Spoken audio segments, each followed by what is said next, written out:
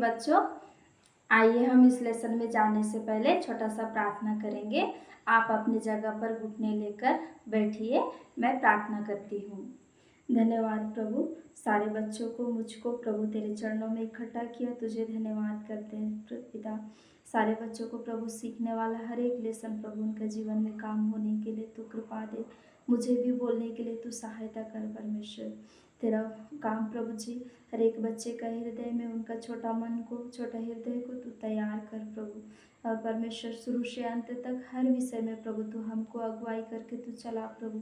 हर बातों में प्रभु तेरे अधीन होकर प्रभु सारे विषय आपका हाथ में सौंपते हुए मसीह यीशु का नाम से प्रार्थना मांगती हूँ, आमीन। पाठ 20, यीशु ने आंधी और समुद्र को डांटा। पठन भाग है मरकुस 4 का 35 से 41 वचन। इस पाठ पर आधारित याद करने का वचन है भजन संहिता 46 का 1। परमेश्वर हमारा शरण स्थान और बल है, संकट में अति सहज से मिलने वाला सहायक है। इस पाठ का उद्देश्य है बच्चों को यह मालूम होना चाहिए कि यीशु हमारे हर कठिनाई और हर समस्या में हमारी मदद करेगा। बच्चों, यीशु अपने चेलों के साथ गलील झील के किनारे सुबह से शाम तक सेवकाई में बहुत व्यस्त था। यीशु गलील झील के किनारे उपदेश देता था। इस झील के आसपास के सारे लोग बड़ी संख्या में इकट्ठा होकर यीशु देने वाला उपदेश सुनते थे। यीशु उपदेश देते देते शाम हो जाता है। तब यीशु अपने चेलों से कहता है कि आओ हम झील के पार चले करके, मतलब इस छोर से उस छोर को जाए करके अपने चेलों से कहता है। तब झील के पार जाने के लिए यीशु के चेले एक नाव का इंतजाम करते हैं। तब उस नाव में यीशु बैठ गया। और बच्चों, पहले के ज़माने में गाड़ी, बस, फ्लाइट ये सब चीज़ नहीं हुआ करती थी। जब समुद्र का रास्ता या फिर एक जगह से दूसरे जगह जाना होता था, तब समुद्र के रास्ता से जाना है तो नाव पर बैठकर ही एक जगह से दूसरे जगह, एक गांव से दूसरे गांव जाते थे बच्चों।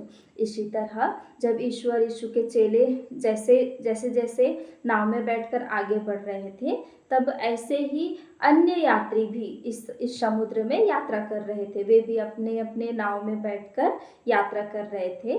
तब यीशु के चेले उन्हें पीछे छोड़कर आगे चले जाते हैं। यीशु के चेले उन यात्रियों को पीछे छोड़कर आगे बढ़ चुके।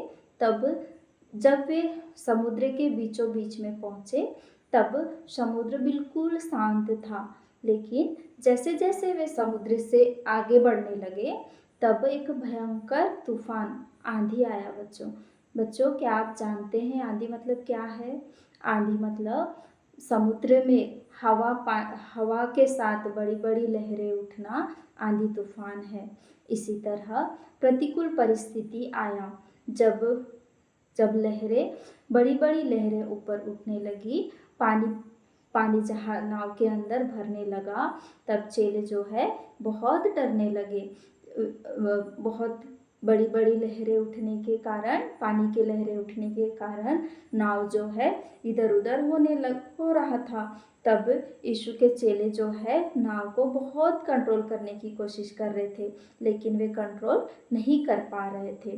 तब उधर ही यीशु मसीह नाव के पिछले जगह में एक तकिए पर अपना सिर रखकर यीशु मसीह सो रहा था, विश्राम कर रहा था। जब चेलों ने देखा कि लहरें और बढ़ रही है और पानी जहाज के अंदर पूरी तौर से भर रहा है, नाव डूबने पर है, इस तरह वे बहुत डर गए। चेलों में से एक चेला यीशु के पास जाकर यीशु से कहता है कि हे गुरु, क्या तुझे चिंता नहीं है?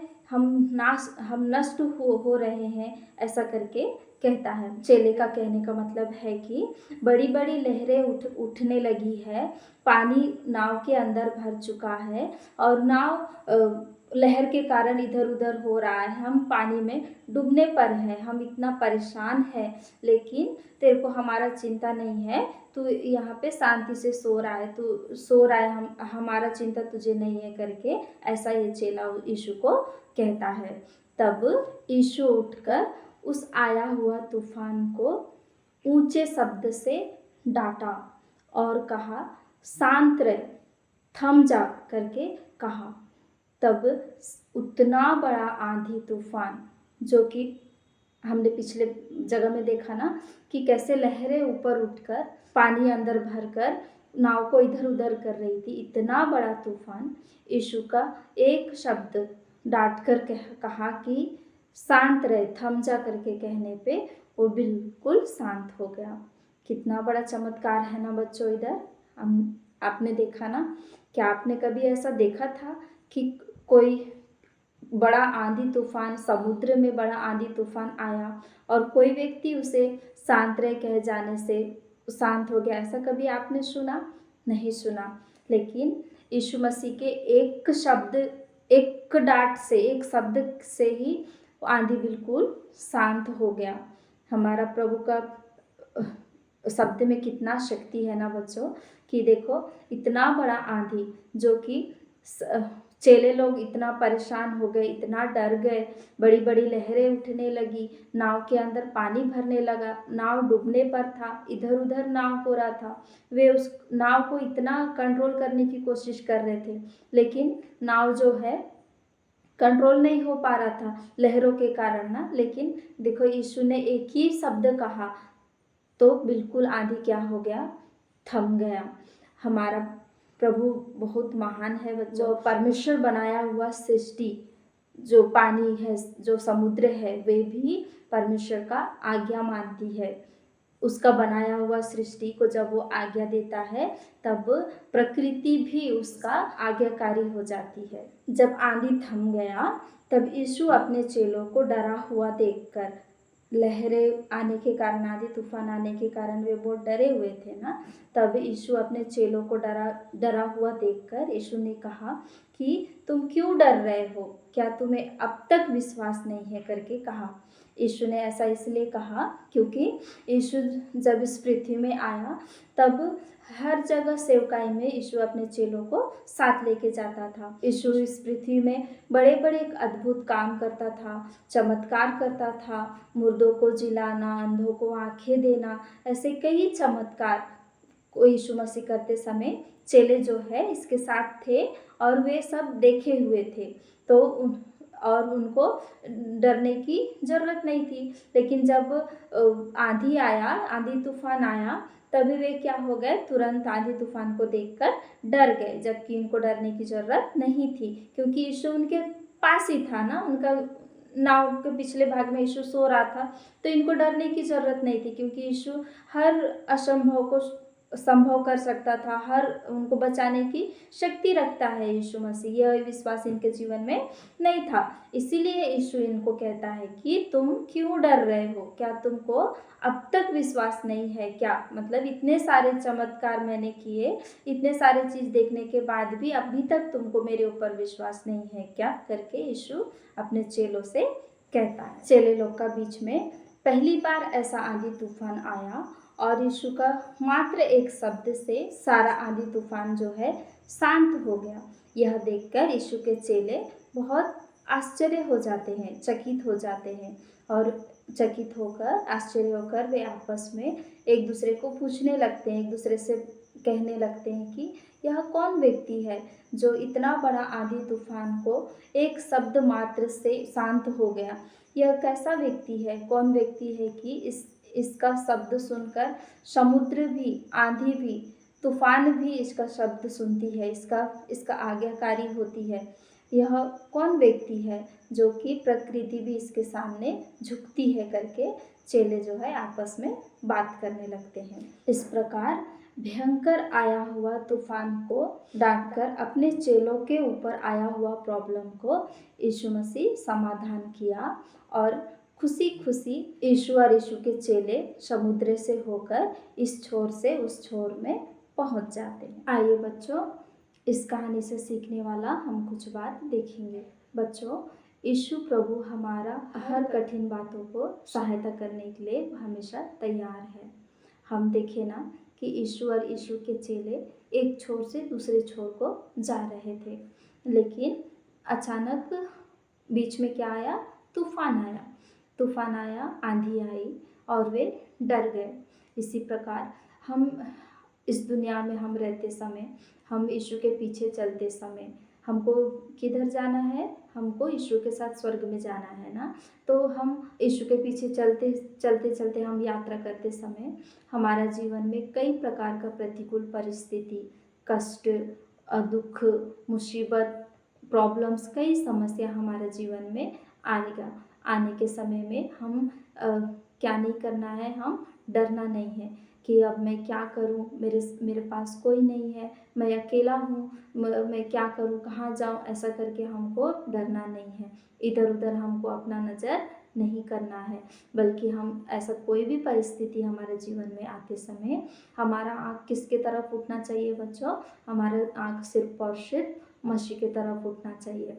आपने देखा ना कि कैसे यीशु ने प्रकृति को, आंधी तूफान को डांटा और वो बिल्कुल थम गया।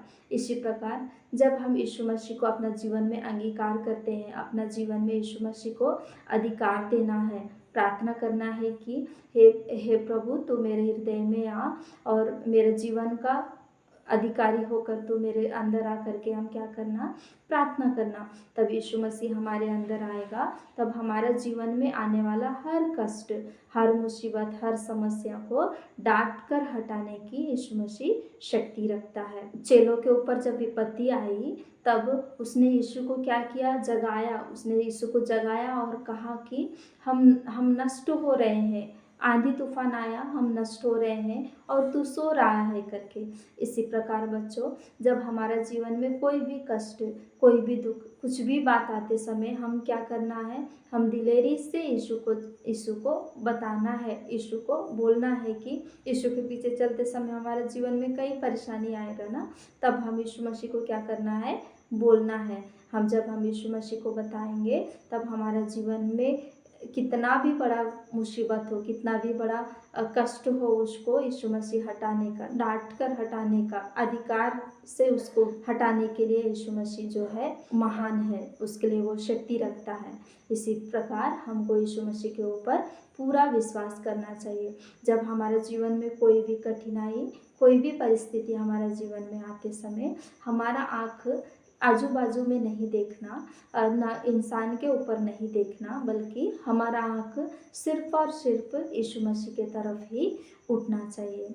बच्चों, यीशु को हम अपने जीवन में कबूल करना, यीशु मसीह को हम प्रार्थना करना कि आप मेरे जीवन का अधिकारी होना करके, तब यीशु मसीह हमारे जीवन में आएगा तो हमारा जीवन से होने वाला हर परिस्थिति को हटाएगा और हमको, जैसा चेले लोग के अंदर यीशु मसीह उनका हर समस्या को समाधान किया और एक छोर से दूसरे छोर में पहुंचाया, उसी प्रकार जब हम यीशु मसीह को अपने जीवन में अधिकार देंगे तब हमारा जीवन से आने वाला हर परिस्थिति में यीशु हमारे साथ होगा, हमारे अंदर होगा और हमारे हर परेशानी को हटाकर हमको एक दिन हमेशा के लिए अपने साथ लेके जाएगा। बच्चों, मैं विश्वास करती हूँ कि आपको लेसन अच्छी तरीके से समझ में आ गया होगा। इस क्लास का एक्टिविटी आपको करना है, 2 चार्ट पेपर लेना है और एक ऐसा नाव बनाना है और एक झंडा बनाना है और उसमें लिखना है कि यीशु हमारे सभी कठिनाइयों और समस्याओं में हमारी मदद करेगा। इस प्रकार आपको लिखना है। आइए बच्चों, इस क्लास को समाप्त करते हुए हम छोटा सा प्रार्थना करेंगे। आप अपनी जगह पर घुटने लेकर बैठिए, मैं प्रार्थना करती हूँ। धन्यवाद प्रभु जी। प्रभु, शुरू से अंत तक प्रभु हर विषय हमको सीखने के लिए तू सहायता किया प्रभु, तुझे धन्यवाद करते हैं पिता। प्रभु, तेरा लेसन सीखा हुआ हर एक बच्चे को परमेश्वर तू सहायता कर प्रभु, तेरा लेसन समझने के लिए तू उनको कृपा दे प्रभु जी। धन्यवाद करते हैं प्रभु हर एक बच्चे के जीवन में प्रभु तेरा वचन के अनुसार परमेश्वर प्रभु जीवन में कष्ट, दुख, मुसीबत कई बात आते समय प्रभु ना घबराते हुए प्रभु तुझको आधार होने के लिए प्रभु, तेरा आज्ञाकारी होने के लिए प्रभु हर बच्चे के जीवन में तू काम कर परमेश्वर प्रभु। हर मुसीबत का समय में प्रभु अपना आँख तुझ पर उठाने के लिए प्रभु इस छोटे समय में हर एक बच्चे के जीवन में तू काम कर परमेश्वर। धन्यवाद करते हैं प्रभु, मुझको भी तूने सहायता किया प्रभु, तुझे धन्यवाद करते हैं पिता। सारे बच्चों को प्रभु, मुझको भी परमेश्वर, हालेलुया प्रभु, तेरे हाथ में सौंपते हुए पिता इस छोटी सी विनती मसीह का महान नाम से मांगते हैं, आमीन।